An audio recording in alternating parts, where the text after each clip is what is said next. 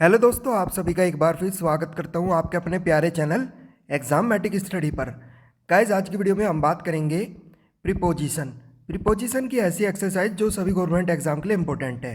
Preposition के 20 सवाल लेकर आया हूं, सभी गवर्नमेंट एग्जाम के लिए वेरी वेरी इंपॉर्टेंट है। तो गाइज, सारे मैं सवाल आपको कराने वाला हूं 20 के 20। आप लोग कमेंट करके बताएंगे आपका स्कोर कितना आया 20 में से, और आप लोग कमेंट करके बताएंगे आपको कोई डाउट है अगर। ठीक है, शुरुआत कर लेते हैं। पहला सवाल आपके सामने है। It has been raining heavily blank Sunday last. मतलब आपका संडे से जो बारिश है बहुत ही भारी बारिश चल रही है। चार ऑप्शन आपके सामने हैं। तो गाइज, अगर बात की जाए कोई चीज़ अगर हमें फिक्स दे दी है, अगर कोई चीज़ हमें फिक्स दे दी है तो इस केस में हमेशा हम यूज़ करते हैं सिंस। लेकिन अगर बात की जाए अनिश्चित, अनिश्चित कोई भी चीज़ हमारी फिक्स नहीं है, इस केस में हम यूज़ करते हैं फोर का।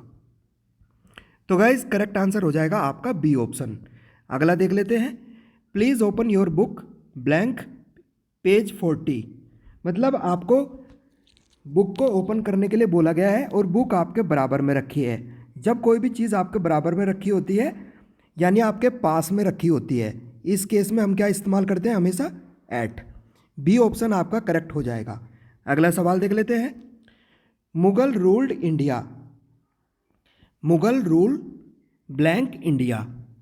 तो गाइज, अगर जब भी रूल की बात आए, मतलब पूरे भारत पे रूल किया था ना मुगल ने, तो गाइज इस केस में हमेशा याद रखना ये आपका फिक्स है। जब भी रूल की बात आएगी हमेशा आएगा, क्या आएगा? ओवर आएगा। इसमें एक ऑप्शन गलत हो गया, ये ओवर आएगा। तो करेक्ट आंसर हो जाएगा आपका डी ऑप्शन। अगला देख लेते हैं।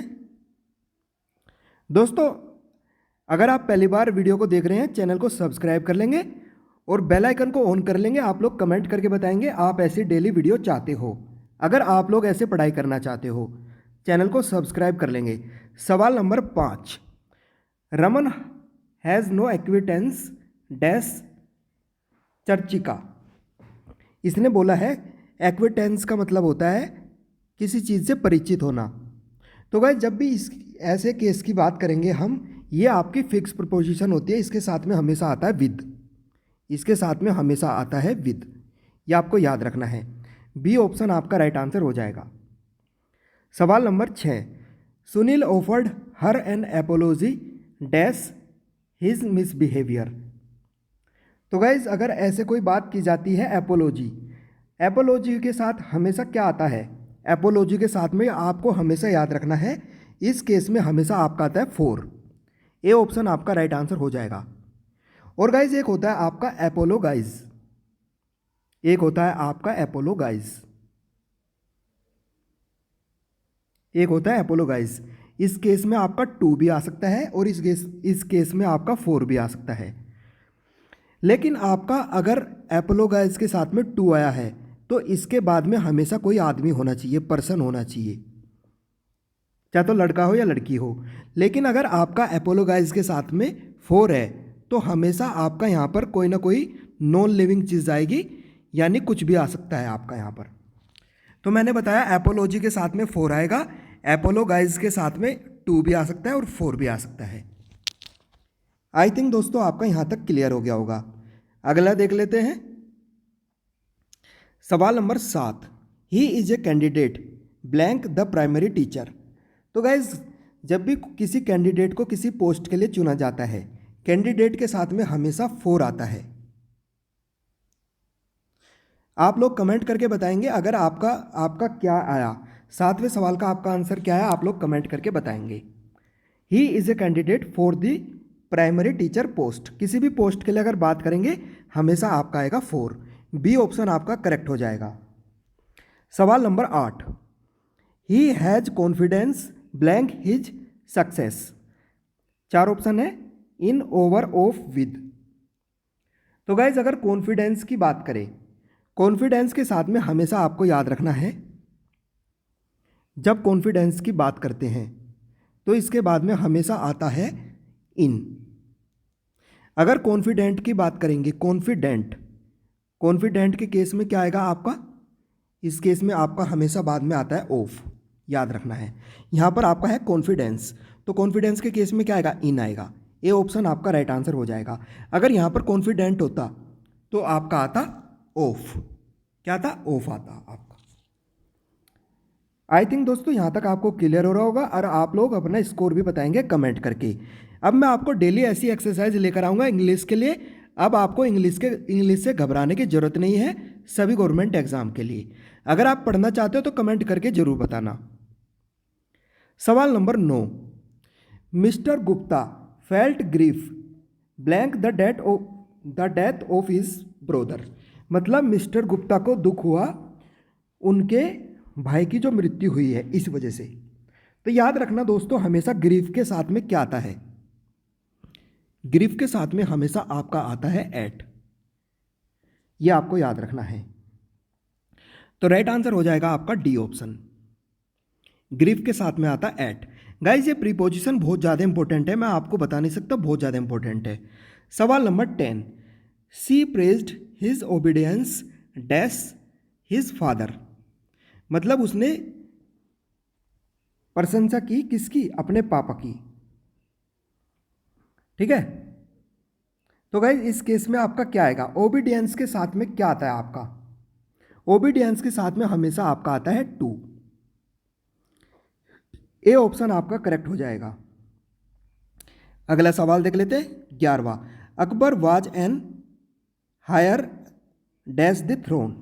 मतलब अकबर एक इकलौता वारिस था किसके लिए, जो राज सिंहासन था। तो गैस हायर के साथ में हमेशा आपका आता है जो किसी चीज़ का वारिस होता है, इस केस में आता है हमेशा आपका टू। तो राइट आंसर हो जाएगा आपका डी ऑप्शन।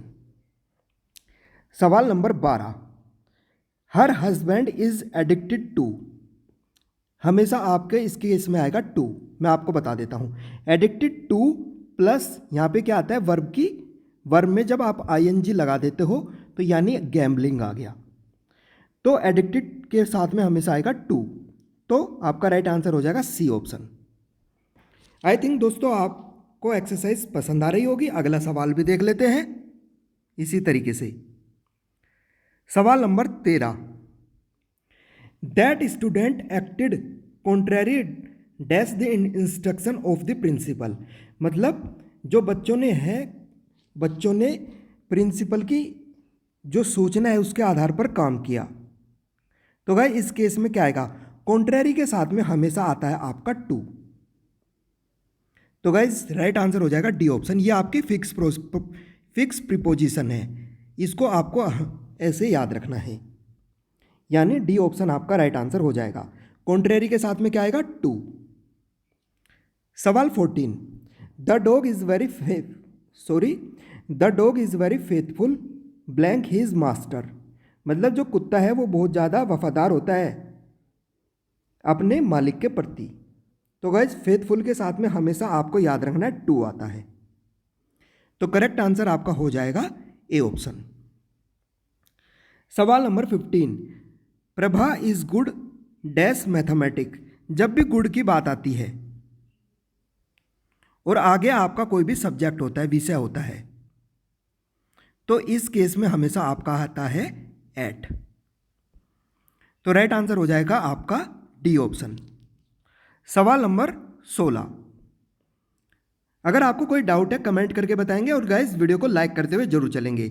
आप लोग मुझे अपना आइडिया भी बताएंगे कि आपको ऐसे डेली पढ़ाई करना है। She was proficient dash English. अगर गुड की बात करेंगे तो एट आएगा, प्रोफिशिएंट की बात करेंगे हमेशा क्या आएगा, इस केस में आता है फिक्स होता है प्रोफिशिएंट इन, ये हमेशा फिक्स होता है, आपको ऐसे याद रखना है। ठीक है, तो राइट आंसर हो जाएगा आपका ए ऑप्शन। आप लोग इस प्रकार ही कर सकते थे। आप अपने नंबर बताएंगे आपके कितने नंबर बन रहे हैं यहां तक। सवाल number 17, is the boy related dash you. Is the boy related dash you, हमेशा याद रखना है रिलेटेड के बाद में हमेशा क्या आता है, टू आता है। तो आपका राइट आंसर हो जाएगा डी ऑप्शन। गाइस ऐसे सवाल आपके पूछे जाते हैं, कई बार हम गलत करके आ जाते हैं। ये डेली ऐसे ही आपकी एक्सरसाइज आया करेगी, एक दिन छोड़ के ये डेली आपका हुआ करेगा ऐसे पढ़ाई। सवाल number 18, he was soaked dash the news of his father death. मतलब उसको बहुत ज़्यादा अचंभा हुआ जब उसने अपने पापा की मृत्यु की खबर सुनी। तो गाइज इस केस में हमेशा आपका आता है, सोक्ड के बाद में आता है हमेशा एट। सोक्ड के बाद में क्या आता है? हमेशा एट। तो राइट आंसर हो जाएगा आपका डी ऑप्शन। सवाल number 19, this shirt is similar dash that. मतलब सिमिलर के केस में क्या आता है? हमेशा सिमिलर। ये मैं आपको याद करा दूंगा। सिमिलर, मेरे साथ बोलना, similar to, similar to, similar to. तो राइट आंसर हो जाएगा आपका बी ऑप्शन। सवाल नंबर 20, you should abstain dash bad things. मतलब आपको बुरी चीज़ों से परहेज करना चाहिए। तो इस केस में हमेशा आता है एब्सटेन के बाद में फ्रॉम। तो करेक्ट आंसर हो जाएगा आपका बी ऑप्शन।